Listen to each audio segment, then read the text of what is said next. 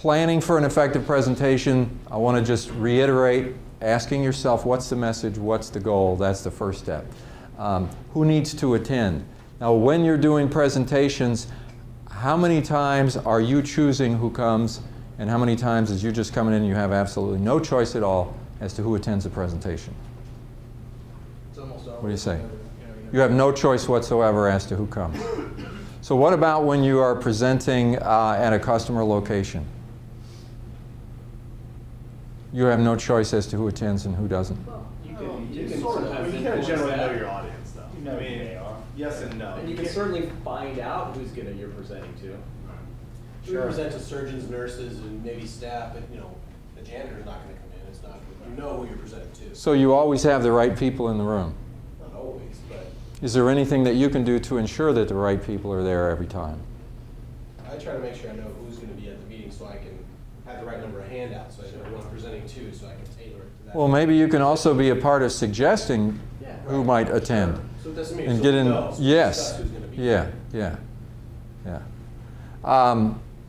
Where will you present? Do you ever have a choice as to the location? Sometimes we can You can ask. certainly suggest. Does the location make a difference? Absolutely. Yeah. Sure. I mean, this is a really nice room for what we're doing today. I've been in some really terrible locations where I didn't realize it until I got there. And I go, oh my gosh. And what I do now is if I don't know, I usually ask the individual, could you describe the room to me? If I'm there on site, could we go and take a look at it and just see how many people are going to be here? All those kinds of things. Where are you going to stand? Where are you going to set up if you're going to use a projector? Where's the screen going to be? Where's the projector going to be? All those kinds of things. Do you all use projectors? Yeah. Do you bring your own, or do you use one that's on site? We sore topic. It's a sore topic. See, these are all the things that We use somebody else's. We're kind of back to paper, right? Yeah. Oh, okay. We're back to where you'll present, when, that's all the stuff that, for us, we really had to get good at doing a checklist of Yeah. guys out in the field. Yeah. Because we have to know where, do they have a projector, do they Yeah. how many people are going to be there, can we get more people? Yeah. We have like a checklist that the guys go through, and a lot of my guys have gotten to the point where they go there the day before. Right. To try to upload, make sure they do a dry run, everything's going to work, because a lot Yeah. of times we're doing these at 6 in the morning. Yeah. And so we're there at 5:15, starting at 6, and you've got a half hour. Yeah. And Yeah. so, you don't want anything to be slowed down. Yeah. So The time that you spend in ensuring that the environment is right is well worth your time, because a lot of times the people that you're dealing with aren't thinking about this stuff. And I've gone into places, I went into a huge place one time where there were 600 people and the audio system was not available. It was actually locked up in a closet. Nobody had thought to get a key, so we didn't have a microphone. 600 people. Now, this was early in my career. I know better now. When I say I know better, don't trust anybody. I mean, don't believe anybody. You get on the phone, I want to know who's going to be there. If there's a large group especially, what kind of an audio system do we have? These are my requirements. What do you have available? Let me talk to the audio person. All those kinds of things on the phone ahead of time, because anything that can go wrong will go wrong, and I've had it go wrong. And it can be very embarrassing. And who do they blame? It does not matter if it's not your fault. If you get up there and people can't hear or see, or it's not an ideal situation, they blame you. I can't tell you how many times, like in the back of that book is this standard like feedback form that I put in there. I can't tell you how many times I get feedback forms back and they say, well, the room was too hot and we didn't like the snacks at break time. And I'm thinking, I didn't do any of that. But then on the other hand, that's part of the experience. Sure. And they're giving me feedback on something that their people were responsible to do, but they don't even know who was responsible. All they know is that was the experience that I had. So you want to think about all that kind of stuff. How is the room going to be set up? In a room like this, we don't have a lot of choices because of the way it's set up. But sometimes you could go U-shape. Sometimes you could go round tables, all that kind of, depending on the number of people. Personally, I like U-shape. I think it's really great because in a U-shape I can walk right down the middle and I can be face-to-face with somebody. I can turn over here and be connected with people.